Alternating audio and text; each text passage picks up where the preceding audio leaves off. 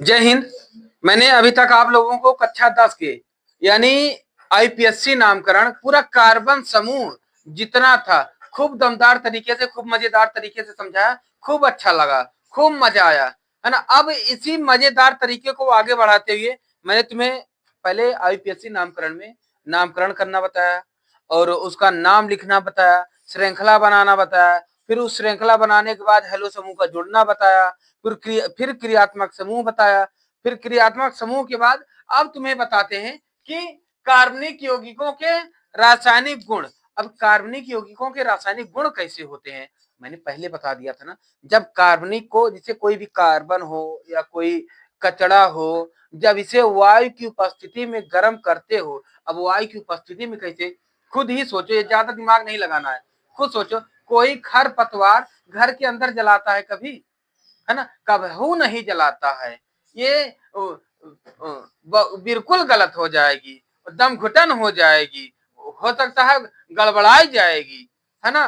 तो जब ऐसी कंडीशन होती है, जब खरपतवार जलाया जाता है तो हर कोई बाहर ही जलाता है, वो उसका रीजन है ना। अच्छा, इसका एक रीजन ये भी हो जाता है कि बाहर जलाने से ये वायु के संपर्क में आ जाती है ना, वायु के संपर्क में आ जाती है। उस तरह कार्बन डाइऑक्साइड हम घर के अंदर अगर मान लेते हैं, कार्बन डाइऑक्साइड हम घर के अंदर अगर जला ले रूम के अंदर ना, तो जहरीला विषैला बन जाता है ना। तो अब अगर वायु के संपर्क में आ जाता है तो थोड़ा इसकी ये सही हो जाता है, फिर हमें दूषित नहीं होने देता है। लेकिन इसके संपर्क में आ जाते हैं कोई तो दूषित हो जाता है। तो जो जिसके पास दम घुटन की बीमारी होती है वो इससे दूर ही रहे कि जहां पर खरपतवार जलाया जाए या कोई कूड़ा करकट जलाया जाता है तो वहां पर ना रहे, है ना। ऐसी कंडीशन के लिए फिर कहां पर क्या कैसे होता है, जैसे सबसे पहले होती है दहन।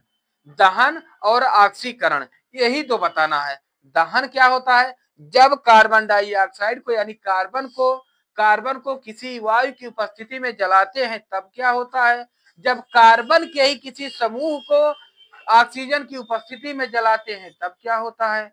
कहने का मतलब साफ है कि अगर हम कार्बन को वायु की उपस्थिति में जलाते हैं तब क्या होता है, बस यही इसका दहन का रीजन है ना। आइए हम देखते हैं।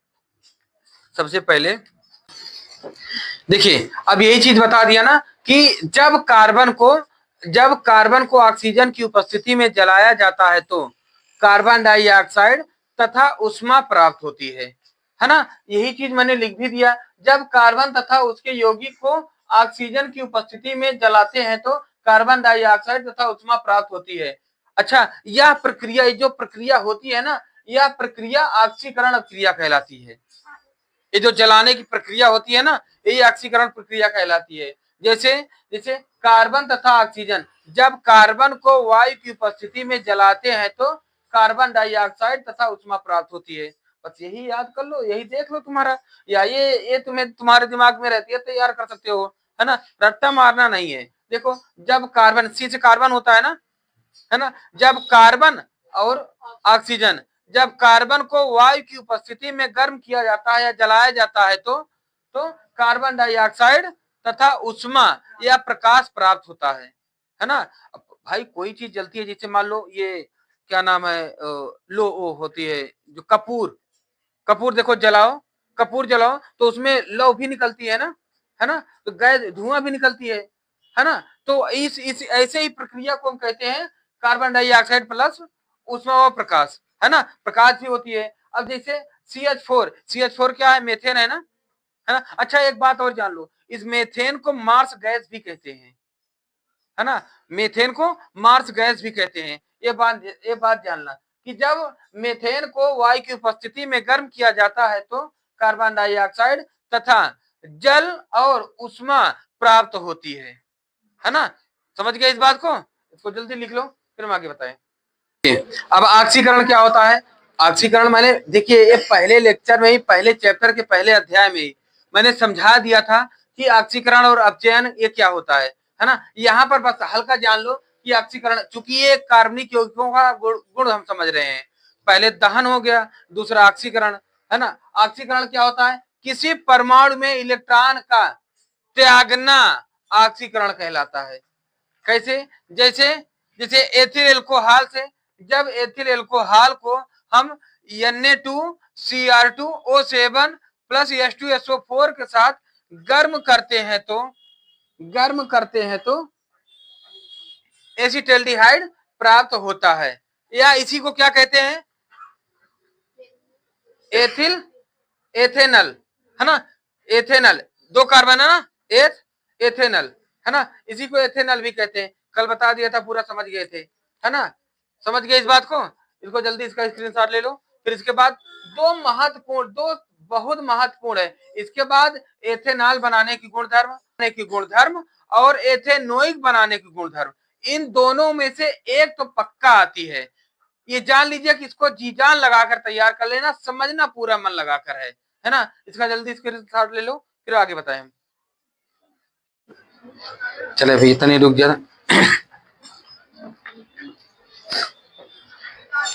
देखिए, दो महत्वपूर्ण हेडिंग है। ये कार्बन में बहुत बार पूछी जाती है कि निम्नलिखित में से कौन सा समजातीय श्रेणी है, निम्नलिखित में से कौन सा समावयवी श्रेणी है। तो पहले ये जान ले समजातीय श्रेणी क्या होता है। देखिए, जो एक ही जाति का हो, जैसे एक ही जाति का मतलब कैसे, जैसे मान लो एल्केन ग्रुप का है, अगर मान लो उसमें दिए हैं मान लो मेथेन दिए हैं, तो मेथेन का सूत्र CH4 है, तो उसकी जाति का कौन सा है अंदर, कि A B C D 4 option दिए रहेंगे। तो मेथेन में मेथेन ही का कंपनी कौन है, ethane, propane, butane, pentane, hexane, मतलब एल्केन ग्रुप का जो भी आ जाए वही उसी का कंपनी का होगा, तो वही आंसर सही होगा, है ना। तो इसी तरह हम देखते हैं क्या कह रहा है कि समजातीय क्या होता है, एक समान सूत्र के कार्बनिक यौगिक को उनके अणुभारों के बढ़ते क्रम में व्यवस्थित करने पर प्राप्त श्रेणी समजातीय श्रेणी कहलाती है। जैसे अगर मेथेन का है तो methane, ethane, propane, butane, pentane, hexane, heptane, कोई भी हो जाएगी, है ना। मान लो इसमें कोई एक दिए है, बाकी एक ढूंढ ही लोगे, है ना, IPSC नामकरण तुम्हें आ ही गई है ना। फिर उसके बाद मेथिन का है तो मेथिन वाली कंपनी भी है, डबल बॉन्ड वाला, जो भी डबल बॉन्ड बना रहा हो वहां जाकर देख लोगे आराम से, है ना। इसी तरह मेथाइन वाला, अच्छा मेथाइन तो बनता नहीं, मैंने बता दिया था, और ये मेथिन भी नहीं बनता, ये तो सूत्र बन जाएगी लेकिन इसकी श्रृंखला नहीं बनेगी, है ना।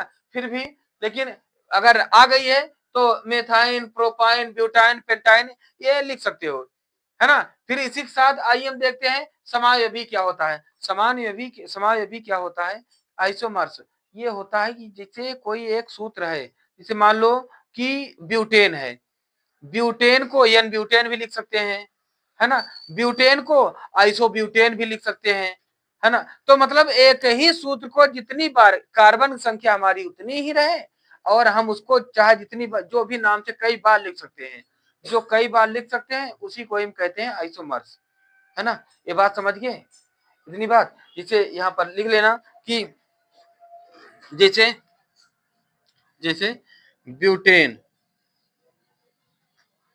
ब्यूटेन का सूत्र होता है C4H10, है ना। इसी को एन ब्यूटेन भी लिख लेना, है ना।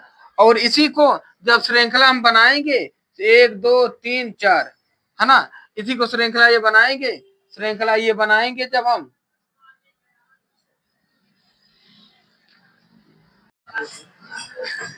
है ना, तो ये जैसे कर देंगे तो इसमें क्या होगा कि देखो ये तो हो गई हमारी ना